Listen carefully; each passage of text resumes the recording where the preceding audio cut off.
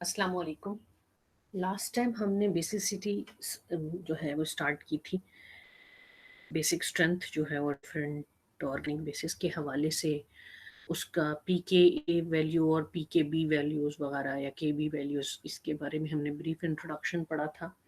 और उसके बाद हमने कुछ फैक्टर्स डिस्कस किए थे कि उसमें हमने साइज ऑफ एटम या इलेक्ट्रोनेगेटिविटी के लिहाज से डिस्कस किया था कि किसी भी एटम का साइज या उसकी इलेक्ट्रोनेगेटिविटी का क्या रोल है उसकी बेसिक स्ट्रेंथ को इंक्रीज या डिक्रीज करने में।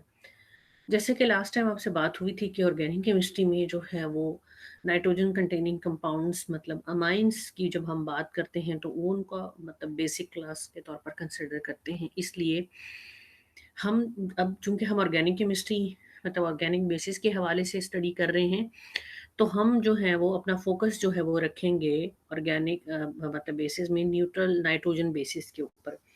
अब उसमें हमारे पास कौन-कौन सी क्लासेस ऑफ कंपाउंड्स आती हैं जिनमें हम उसमें हमारे पास अमाइन्स हैं, अमाइड्स हैं और मतलब अमाइन्स में हमारे पास फिर 2 तरह के आ जाते हैं, एलिफैटिक और एरोमेटिक अमाइन्स आ जाते हैं। मतलब एरोमेटिक अमाइन में हम एनिलीन्स को सिंपली देखते हैं, सब्स्टिट्यूटेड एनिलीन देखते हैं, उसके बाद हम इमीन्स आ जाते हैं, नाइट्राइल्स। ये सारे कंपाउंड हैं जो ऑर्गेनिक कंपाउंड्स हैं जिनमें नाइट्रोजन जो है वो एटम मौजूद है और उसके पास लोन पेयर है जिसकी वजह से उसकी मतलब बेसिसिटी को हम डिस्कस करेंगे। ये सारे क्लासेस ऑफ कंपाउंड जो है वो बेसिक नहीं है, उनकी बेसिक स्ट्रेंथ एक जैसी नहीं है। कौन से पैरामीटर्स हैं जिसकी वजह से उनकी जो बेसिक स्ट्रेंथ है वो एक दूसरे से वेरी कर रही है, स्ट्रक्चर में ऐसी क्या चेंजेस हैं, वो सारे फैक्टर्स जो हैं वो हमने डिफरेंट पैरामीटर्स जो हैं वो हमने डिस्कस करने हैं। सो हम जो है वो इससे स्टार्ट करेंगे। तो अ, वो ये है सबसे पहले कि अमोनिया जो है वो सिंपलेस्ट नाइट्रोजन बेस है जिसकी हम अगर बात करते हैं और उसकी जो पीके वैल्यू है वो आप जानते हैं, पीकेएच वैल्यू जो है वो 9.24 है। तो अगर हम नाइट्रोजन का अमोनिया के केस में जो हाइड्रोजन है वो किसी ऐसे सब्स्टिट्यूएंट से रिप्लेस कर दें कि वो सब्स्टिट्यूएंट इलेक्ट्रॉन डेंसिटी जो नाइट्रोजन के ऊपर है वो इंक्रीज कर दे, तो वो क्या करेगा, उसकी जो इलेक्ट्रॉनिक डेंसिटी है, जो एनर्जी है लोन पेयर की, वो जो है वो ज़्यादा कर देगा, जिसके लिए वो ज़्यादा ईज़िली अवेलेबल होगा प्रोटोनेशन के लिए, यानी उसकी बेसिक स्ट्रेंथ बढ़ जाएगी। और अगर हम हाइड्रोजन को अमोनिया के हाइड्रोजन को किसी ऐसे सब्स्टिट्यूएंट से रिप्लेस करते हैं कि जो कि इलेक्ट्रॉन डेंसिटी जो है नाइट्रोजन से वो अपनी तरफ विथड्रॉ करे, तो वो उसकी जो बेसिसिटी है वो उसको कम कर देगा। सो उसी लिहाज से हमने ये डिस्कशन जो है वो करनी है और उसमें हमने डिफरेंट क्लासेस ऑफ कंपाउंड्स देखने हैं जिसमें हम सबसे पहले अमाइंस की बात करेंगे। सो जब हम basicity of nitrogen containing organic functional compounds की बात करते हैं, सो जो जो पहली चीज़ ये है वो ये हमारे जहन में आती है कि हाउ रिएक्टिव या how basic is the lone pair on nitrogen present in any compound. दूसरा, यानी कि लोन पेयर जो है वो कितनी आसानी से जो है वो डोनेट वो एक्सेप्ट करता है प्रोटॉन को, या किसी इलेक्ट्रोफिलिक सेंटर के साथ उसकी अटैचमेंट होती है, और वो जो बॉन्ड मतलब बनता है उसका किसी इलेक्ट्रोफाइल के साथ या जो है वो हमारे पास हाइड्रोजन के पास, तो उसमें डिफरेंट फैक्टर्स उसमें जो है वो उसमें अपना रोल प्ले कर रहे होते हैं। इसकी एक सिंपल सी एक जो सबसे पहला फैक्टर है वो हम देखते हैं कि जैसे-जैसे नाइट्रोजन के ऊपर इलेक्ट्रॉन डेंसिटी इंक्रीज़ होगी, या यूँ कह लें लोन पेयर तो उसके पास है, अगर उसके पास नेगेटिव चार्ज जो है वो अगर बढ़ रहा है, इंक्रीज़ हो रहा है, उसके ऊपर नेगेटिव चार्ज है, सो वो उसकी बेसिक स्ट्रेंथ को जो है वो इंक्रीज़ करेगा। अगर सिंपली हम बेसिसिटी को इस तरह से कहें कि it is electron pair instability, कि जितना ज़्यादा वो लोन पेयर अनस्टेबल होगा, जितना वो मतलब उसमें अंदर ये ईगर होगा कि वो उसको किसी को डोनेट कर दे, तो उतना ही ज़्यादा उसकी जो बेसिक स्ट्रेंथ है वो ज़्यादा होगी, डोनेशन के बाद उतना ही ज़्यादा स्टेबल होगा। सो इंस्टेबिलिटी जो है वो कब इंक्रीज करती है? चार्ज डेंसिटी के लिहाज से, और वो चार्ज कौन-सा है? वो नेगेटिव चार्ज है, ठीक है? सो लेट्स सपोज़ कि आपके पास अमोनिया है और एक उसमें से आपने हाइड्रोजन प्रोटॉन रिमूव किया है और वो अमाइड आयन यानी NH2 जो है वो उसमें कन्वर्ट हो गया है। अब ये वाला नाइट्रोजन जिसके पास एक लोन पेयर है इस वाले नाइट्रोजन के पास भी लोन पेयर, लेकिन इसके ऊपर नेगेटिव चार्ज है। तो इस वाले नाइट्रोजन की जो बेसिक स्ट्रेंथ है वो इस वाले नाइट्रोजन से कहीं ज्यादा होगी। क्यों? जैसे कि ऊपर बात की कि नेगेटिव चार्ज आ गया, उसने उस लोन पेयर को भी डिस्टेबलाइज कर दिया। तो उस और जैसे जैसे आप अगर आप इस वाले नाइट्रोजन की का कंपैरिजन करें इसके साथ, तो उसके ऊपर अब 2 नेगेटिव चार्ज है, तो और भी ज्यादा बेसिक हो गया। यानी जितना बढ़ता जाएगा नेगेटिव चार्ज, उतनी ज्यादा जो बेसिक स्ट्रेंथ है वो भी बढ़ती जाएगी। यानी कि जो कंजुगेट बेस है अमाइन का will always be a stronger base than the amine itself. यानी लेट्स सपोज इसको आपने एसिड के तौर पर कंसिडर किया है ना, ये इसमें से एक प्रोटॉन रिमूव किया, तो का कॉन्जुगेट बेस है। तो कहना ये चाह रहे हैं कि जो कॉन्जुगेट बेस है अमाइन का, वो हमेशा पेरेंट अमाइन से स्ट्रॉन्गर बेस होगा। जैसे कि अमोनिया और अमाइड आयन की आपको एग्जांपल दी गई है कि इसकी जो बेसिक स्ट्रेंथ है वो कहीं गुना ज्यादा है। यानी इसके पी के एच वैल्यू जो है वो 38 है और इसकी 9.2 है। तो इसकी बेसिक स्ट्रेंथ जो है वो बहुत ज्यादा है। और ये आपने सुना होगा सोडियम अमाइड वगैरह, जिसको हम टर्मिनल अल्काइंस, यानी जिनमें टर्मिनल पोजीशन पर ट्रिपल बॉन्ड हो, वहां से वो प्रोटॉन जो कि वो एसिडिक होता है उसको रिमूव करने के लिए जो है वो हम यूज करते हैं। लेकिन अगर हम सोडियम अमाइड की बजाय अमोनिया यूज करते हैं ना, टर्मिनल अल्काइन के साथ हम उसका रिएक्शन करते हैं, तो वहां पे वो प्रोटॉन जो है वो टर्मिनल अल्काइन वाला प्रोटॉन जो है वो रिमूव नहीं होगा।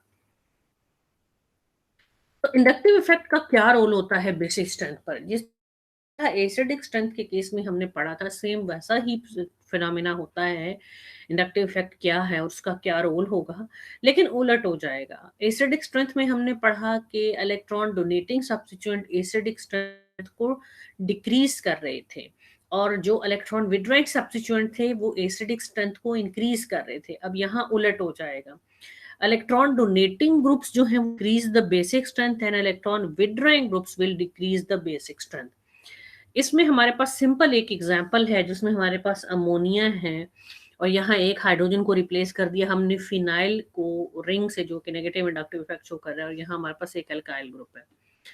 तो इसके मुकाबले में इसमें आपने एक ऐसा ग्रुप ऐड कर दिया है जो इलेक्ट्रॉन डोनेटिंग है, तो वो increase in electron density of nitrogen loan पे, सो बेसिक स्ट्रेंथ बढ़ेगी। और यहाँ एक ऐसा सब्स्टिट्यूएंट अटैच हो गया जो कि विड्रॉइंग इफेक्ट शो कर रहा है, जिसकी वजह से जो इलेक्ट्रॉन नाइट्रोजन के ऊपर से विड्रॉ हो रहे हैं, तो वहां पे जो है वो इलेक्ट्रॉन डेंसिटी जो है उसकी वजह से उसके ऊपर कम हो रही है, उसकी बेसिक स्ट्रेंथ जो है वो डिक्रीज हो रही है।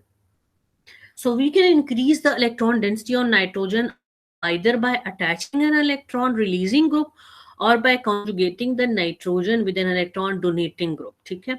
The simplest example of an electron releasing group is an alkyl group। If we subsequently substitute जो है वो each hydrogen in ammonia by an electron releasing alkyl group, we will increase the amines basicity by inductive effect। कि जैसे जैसे alkyl group बढ़ते जाएंगे उसकी bye inductive effect, उसकी जो हम क्या होगा, बाय इंडक्टिव इफेक्ट उसकी बेसिक स्ट्रेंथ को बढ़ना चाहिए, वो बढ़ेगी। So the basicity of the amines depends upon the ability, as we know that it depends upon the ability of the lone pair uh, at nitrogen atom to form bond with an acid or proton, etc. So the more easier the lone pair electrons form bond with the acid will make the amines a stronger base। So substitution by alkyl group क्या कर रहा है, वो increase कर रहा है, और electron withdrawing group क्या कर रहे हैं, वो डिक्रीज कर रहे हैं। अब इसको हम अगर सिंपल अगर हम किसी अमाइन को अमोनिया के साथ कंपेयर करें, तो अमोनिया की जो है वो बेसिसिटी कम होगी अल्काइल अमाइन के मुकाबले में। क्यों? क्योंकि अल्काइल ग्रुप्स जो है वो इलेक्ट्रॉन डोनेटिंग है, they increase the electron density on nitrogen which makes amines जो है वो more basic as compare to ammonia. So this is ethyl amine की एग्जांपल अगर हम ले अमोनिया के साथ कंपेयर करें, तो इथाइल अमाइन के केस में जो है वो उसके जो कॉन्जुगेट एसिड है उसकी पीके वैल्यू ज्यादा है एज कंपेयर टू अमोनिया के कॉन्जुगेट एसिड की। ठीक है? सो दैट्स व्हाई इथाइल अमाइन जो है वो ज्यादा स्ट्रॉन्गर बेस होगा। ठीक है? इसकी पीके, ये एसिड है ना, कॉन्जुगेट एसिड है इस अमोनिया का, और ये इथाइल अमाइन का, तो उसकी जो पीके वैल्यूज हैं उसमें डिफरेंस आप चेक करें और उसके पीछे एक ही रीजन है और वो है electron donor group which is attached to the amines in case of alkyl amine. So इसी तरह primary, secondary and tertiary alkyl amines are more basic than the ammonia because of the electron donating inductive effect of these alkyl groups. इस चीज को जरा देखें कि for example ये आपके पास अल्काइल अमाइन था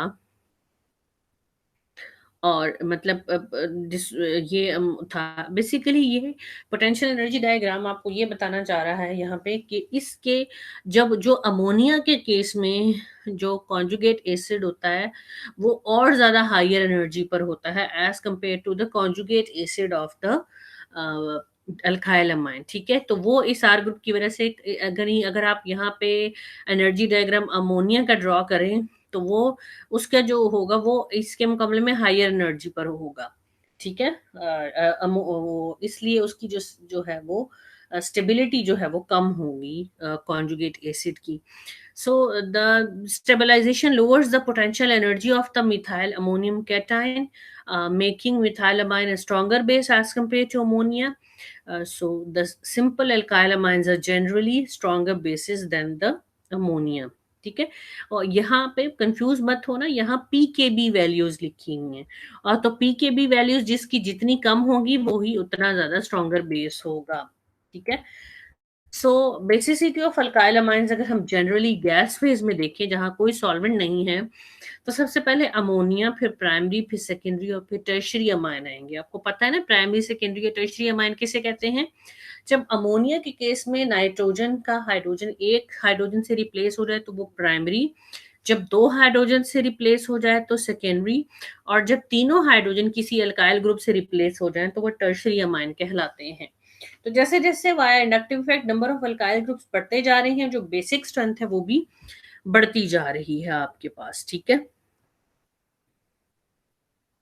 सो देन जो है अमोनिया, मिथाइल, इथाइल और प्रोपाइल अमाइन की आपके पास पीके वैल्यूज जो है वो यहाँ पे मेंशन की गई हैं और उसकी बेसिक स्ट्रेंथ जो है बताया गया है वाया इलेक्ट्रॉन डोनेटिंग इफेक्ट जो है वो। However, the increase in basicity that results from substitution of one hydrogen of ammonia by a methyl group is reversed as the number of alkyl substituent is increased to 3. एक थोड़ा सा exceptional behaviour है। अगर आपको याद हो मैंने पिछली स्लाइड में आपको कहा था गैस फेज में इसकी क्या वजह है? होता ये है कि जब नंबर ऑफ अल्काइल ग्रुप्स बढ़ जाते हैं यानी टर्शरी अमाइन के केस में क्या होता है, two opposing factors are actually working here.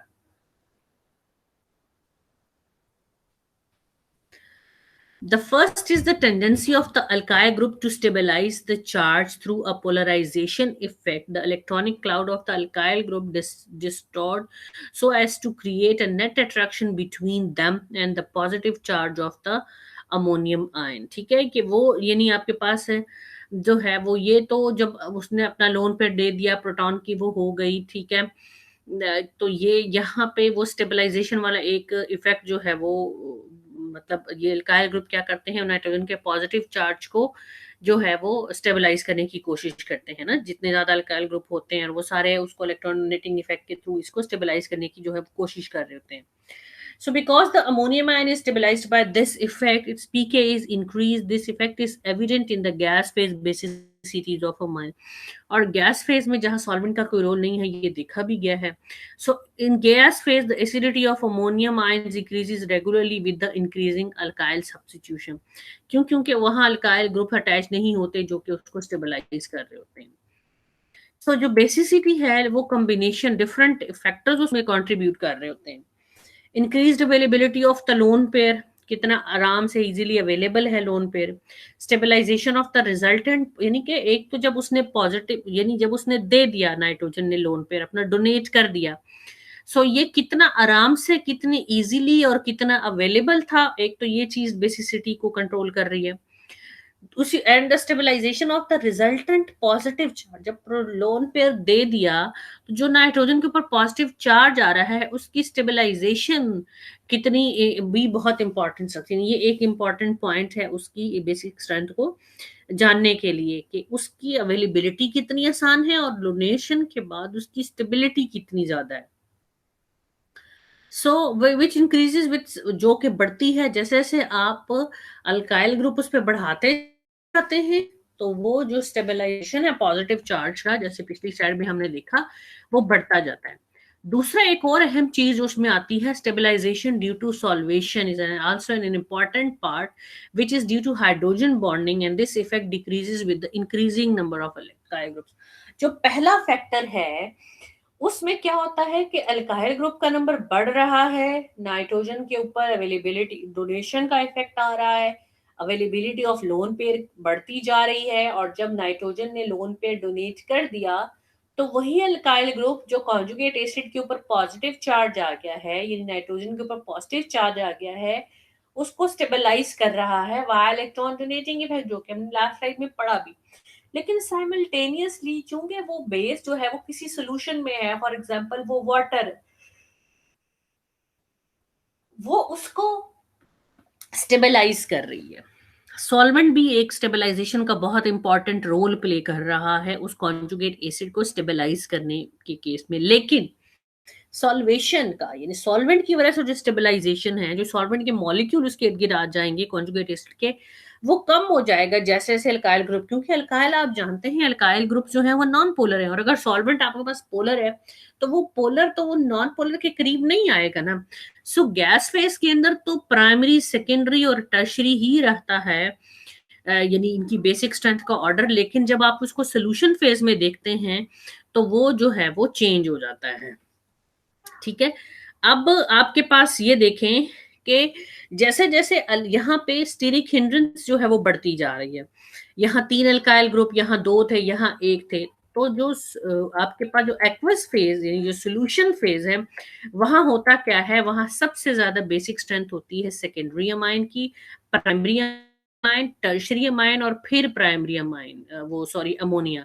क्यों? क्योंकि इन केस ऑफ सेकेंडरी सेकेंडरी या प्राइमरी अमाइन क्या हो रहा होता है कि वहां पे ज्यादा पोजीशंस अवेलेबल होती हैं सॉल्वेंट के लिए उसको स्टेबलाइज करने के लिए, तो वो मतलब जो नेट ओवरऑल जो इफेक्ट होता है वो जो कि destabilization by the alkyl group in solvent है, या stabilization of the solvent molecule आ गया, या इंडक्टिव इफेक्ट अल्काइल, ये जो सारे इफेक्ट जो नेट इफेक्ट जब इनका रिजल्ट आता है तो उसके सोल्यूशन के अंदर उसमें सेकेंडरी अमाइन की जो बेसिक स्ट्रेंथ है वो सबसे ज्यादा है, फिर सेकेंड प्राइमरी की, और टर्शरी के केस में फिर भी अमोनिया से वो ज्यादा है, कि वो जो एक सॉल्वेंट डिस्टेबलाइजेशन है और वो जो यानी जो स्टीरिक हिंड्रेंस है वो, और जो इंडक्टिव इफेक्ट भी जाहिर है एक डोमिनेंट उसमें वो हो रहा होता है, तो ये दोनों एक दूसरे को इतना बैलेंस कर लेती हैं कि फिर भी इनकी अमोनिया से बेसिक स्ट्रेंथ बढ़ जाती है। So the second factor involve in the effect of alkyl substitution on amine basicity must be a solvent effect, because the basicity of in the gas phase is different from that in aqueous solution. The solvent water must play an important role in the solution basicity of amines. ठीक है, so the reason for this apparent anomaly is not now known. In aqueous solution, the ammonium, the ions formed from secondary and primary amines are stabilized by solvation through hydrogen bonding and more effectively than are the ammonium ions formed from the tertiary amines. ठीक है, tertiary amines के मुकाबले में secondary और primary amines को solvent के molecule via hydrogen bonding ज्यादा बेहतर तौर पर स्टेबलाइज कर रहे होते हैं। सो अगर उनमें टर्शरी के मुकाबले में इंडक्टिव इफेक्ट थोड़ा कम भी है, तो वो सॉल्वेंट ने चूंकि उनको उसके कॉन्जुगेट एसिड को स्टेबलाइज कर दिया है एज कंपेयर टू टर्शरी के, तो उनकी जो बेसिक स्ट्रेंथ है वो सोल्यूशन के फेज के केस में बढ़ जाती है। So the ammonium ion from a tertiary amine such as this one has only one hydrogen to use in hydrogen bonding like this. ठीक है, और यानी कि प्राइमरी के केस में देखें 3 है और सेकेंडरी के केस में 2 होगा, लेकिन उसमें इंडक्टिव इफेक्ट 2 ग्रुप शो कर रहे हैं। So poorer solvation of the ammonium ion formed from a tertiary amine more than counteracts the electron releasing effect of the 3 methyl groups and makes the tertiary amines less basic than primary and secondary amines in aqueous solution. The electron releasing effect does not, however, make the tertiary amine more basic than the ammonia. कहने का मकसद ये था, खुलासा ये है कि अगर कोई गैस फेज होगा या जहां सॉल्वेंट का रोल नहीं है, वहां on the basis of electron donating inductive effect of alkyl group जो है वो टर्शरी सबसे ज्यादा बेसिक है, फिर सेकेंडरी है, फिर प्राइमरी है। लेकिन अगर आपके पास सोल्यूशन फेज है, एक्वस फेज है, वाटर है, वहां सॉल्वेंट भी बड़ा इंपॉर्टेंट रोल प्ले करेगा। क्योंकि टर्शरी के केस में अल्काइल ग्रुप अटैच हैं और वहां पे उसकी स्टेबिलिटी उतनी नहीं होगी जितनी सेकेंडरी की सबसे होगी या प्राइमरी की होगी। अब सेकेंडरी के पास दो बेनिफिट है, एक तो वो सॉल्वेंट से भी स्टेबलाइजेशन का फायदा उठा रहा है और साथ में alkyl group electron donating effect वाले, तो वो जो है वो उसमें इतनी स्टीरिक हिंड्रेंस नहीं होगी। टर्शरी के केस में बहुत ज्यादा स्टीरिक हिंड्रेंस होगी, तो उसकी स्टेरिक हिंड्रेंस और उसकी जो है सॉल्वेंट भी है उसको स्टेबलाइज नहीं कर रहा, और अल्काइल डोनेटिंग इन नेचर वाले वो एक दूसरे को इस तरह नेट इफेक्ट बैलेंस करेंगे कि सेकेंडरी और प्राइमरी के मुकाबले में तो उनकी बेसिक स्ट्रेंथ कम हो जाएगी, लेकिन जो अमोनिया है उसके मुकाबले में उसकी बेसिक स्ट्रेंथ ज्यादा ही रहेगी। तो गैस फेज के अंदर टर्शरी, सेकेंडरी, प्राइमरी और अमोनिया, और सोल्यूशन यानी एक्वस फेज में सेकेंडरी, प्राइमरी, टर्शरी और वो अमोनिया की वो रहेगी। ठीक है। सो इसी तरह जब हम बात करें थे alkylation effect, any factor that increase the electron density on the nitrogen atom increase the amines basicity. For example ammonia is the least basic alkyl group having electron density hints कि अमोनिया के मुकाबले में तमाम alkyl amine जो हैं, चूंकि alkyl group वहां attach हो जाएंगे तो उनकी जो बेसिक स्ट्रेंथ होगी वो बढ़ेगी। However, if we introduce methyl groups on the nitrogen atom of the aniline, a small increase in the pK values is observed. For example, aniline था, उसके मुकाबले में ये दो एनिलीन्स हैं, उसमें नाइट्रोजन पर आपने फिनाइल ग्रुप की हम इस वक्त बात नहीं करें, हम अल्काइल ग्रुप की बात करें। जैसे जैसे आपने उसके ऊपर अल्काइल ग्रुप का नंबर बढ़ा दिया, उसकी जो बेसिक स्ट्रेंथ है वो बढ़ गई वाया इलेक्ट्रॉन डोनेटिंग इफेक्ट। ये आपके पास एन डायमिथाइल एनिलीन है, ये एन मिथाइल एनिलीन है और ये सिंपल एनिलीन है। तो चूंकि एन ऊपर ये यहाँ पे दो अल्काइल है इलेक्ट्रॉन डोनेटिंग, यहाँ एक है और यहाँ कोई भी नहीं है, तो इसलिए इसकी बेसिक स्ट्रेंथ सबसे ज्यादा है, फिर इसकी और फिर इसकी है आपके पास। सो आप ये बात भी मतलब जानते हैं, हमने एसिडिक स्ट्रेंथ के केस में पढ़ा था that electron withdrawing atoms for example fluorine और क्लोरीन और functional groups like nitro etcetera increase करते हैं वो एसिडिटी को by withdrawing electron density from the conjugate base. So that's why trifluoroethanol जो है is a far more acidic than ethanol था। So lower charge density थी, ज्यादा स्टेबिलिटी थी, तो बेसिसिटी कम थी। ठीक है। सो हमारे पास जितना कोई इलेक्ट्रॉन विथड्रॉइंग ग्रुप अटैच होगा वो बेसिक स्ट्रेंथ को उतना कम कर देगा। सो फॉर एग्जाम्पल मॉर्फोलिन और पेप्रिडीन की एग्जाम्पल आप देखिए। पेप्रिडीन में यहाँ नाइट्रोजन है, लेकिन मॉर्फोलिन में यहाँ पीछे एक ऑक्सीजन अटैच है, तो ये ऑक्सीजन क्या करेगा, इलेक्ट्रॉन विथड्रॉइंग ग्रुप है, ये इस नाइट्रोजन के ऊपर इलेक्ट्रॉन विथड्रॉइंग इफेक्ट शो करेगा, तो जिसकी वजह से उसकी जो बेसिक स्ट्रेंथ है वो कम हो जाएगी। इसी तरह 2-क्लोरोपायरिडीन और पायरिडीन की एग्जांपल आप देखें, इस नाइट्रोजन और इस नाइट्रोजन को कंपेयर करें तो यहाँ क्लोरीन अटैच है जो कि नेगेटिव इंडक्टिव इफेक्ट शो करेगा, तो इसके मुकाबले में इसकी जो बेसिक स्ट्रेंथ है वो कम हो जाएगी।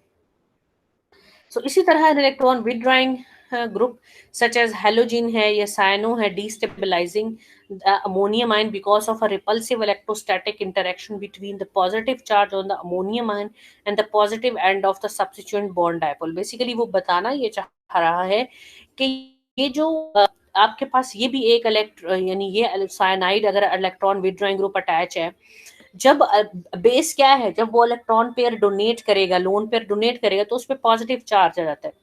तो ये जो इलेक्ट्रॉन विथड्रॉइंग ग्रुप होता है बेसिकली वो क्या करता है कि जब इस पे पॉजिटिव चार्ज आता है, इसके कॉन्जुगेट, ये जब इसका कॉन्जुगेट एसिड बनता है, तो एक तो उस पर पॉजिटिव चार्ज आ गया, ऊपर से उसके पीछे एक इलेक्ट्रॉन विथड्रॉइंग ग्रुप अटैच है, तो वो भी इलेक्ट्रॉन डेंसिटी अपनी तरफ विथड्रॉ करे, तो वो मजीद उसको डीस्टेबलाइज करता है। यहाँ पर उसके कॉन्जुगेट एसिड एक्चुअली दिखाए गए हैं कि यहाँ cyanide as electron withdrawing group attach था।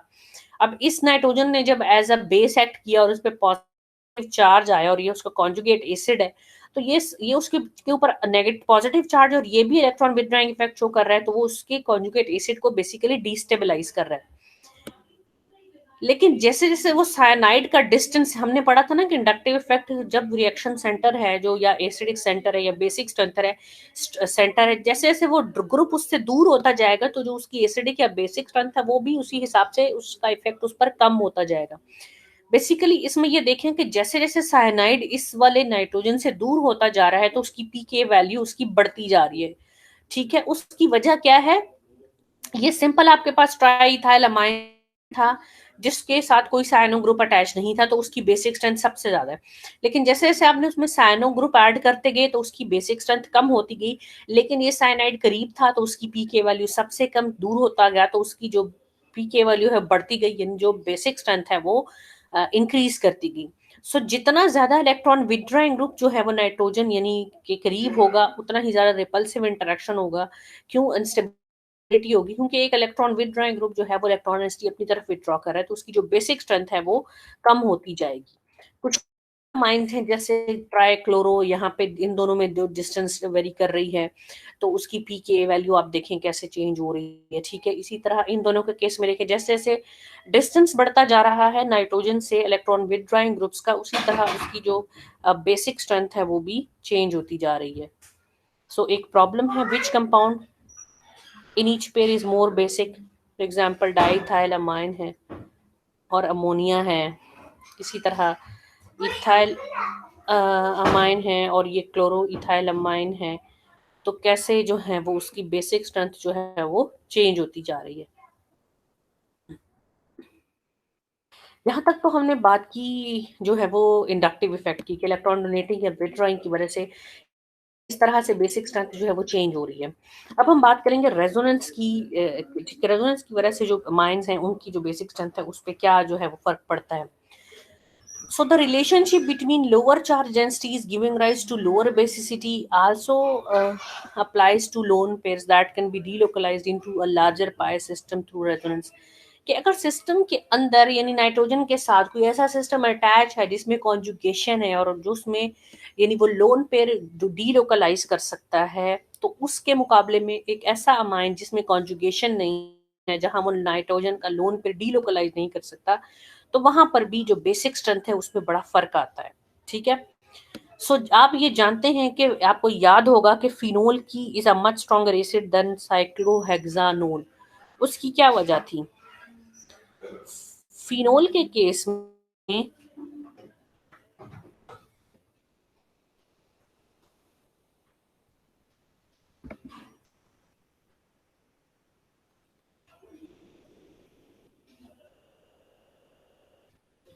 जो कॉन्जुगेट बेस था उसका नेगेटिव चार्ज क्या हो रहा था? वो सिस्टम के अंदर डीलोकलाइज हो रहा था। तो जब वो सिस्टम के अंदर डीलोकलाइज हो रहा था तो वो स्टेबल हो रहा था। तो जिस तरह जब नेगेटिव चार्ज या लोन पेयर जब किसी सिस्टम के अंदर डीलोकलाइज करता है उसकी जो अवेलेबिलिटी है कम हो जाती है, जिसकी वजह से उसकी जो बेसिक स्ट्रेंथ है वो कम हो जाएगी। तो स्ट्रॉन्गर जो जैसे हमने पढ़ा था कि since the stronger the acid the weaker the conjugate base, so this is equivalent to saying that conjugate base of phenol is weaker base than conjugate base of cyclohexanol. और उसकी वजह क्या थी? उसकी वजह उसकी कॉन्जुगेशन थी, उसकी डीलोकलाइजेशन थी नेगेटिव चार्ज की।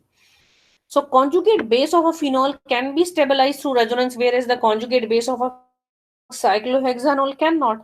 कि जो यानी अगर हम इसको ही एज अ बेस ले लें तो ये जो नेगेटिव चार्ज है चूंकि वो डीलोकलाइज कर रहा था ना उसकी वजह से वो स्टेबल हो रहा था, तो वो अवेलेबिलिटी उसकी डोनेशन के लिए कम हो रही थी। तो जैसे जब किसी सिस्टम के अंदर कॉन्जुगेशन होगी, डीलोकलाइजेशन होगी, लोन पेयर डीलोकलाइजेशन में पार्टिसिपेट करेगा तो उसकी अवेलेबिलिटी कम होगी और उसकी स्टेबिलिटी बढ़ेगी और उसकी जो बेसिक स्ट्रेंथ है कम हो जाएगी। तो इस बात को हम समझते हैं एल्काइल और अराइल अमाइन की जरा बेसिक स्ट्रेंथ को कंपेयर करने से। So to compare an alkyl amine and aryl amine, उसमें हमारे पास इथाइल अमाइन और एनिलीन है, we must look at the availability of the electron pair on nitrogen. ठीक है, in case of alkyl amine the electron pair is localized on the nitrogen. Alkyl amine ये नहीं है, उसमें जो नाइट्रोजन है इसके अंदर डीलोकलाइज तो नहीं हो सकता ना, क्योंकि कॉन्जुगेटेड सिस्टम अवेलेबल नहीं है।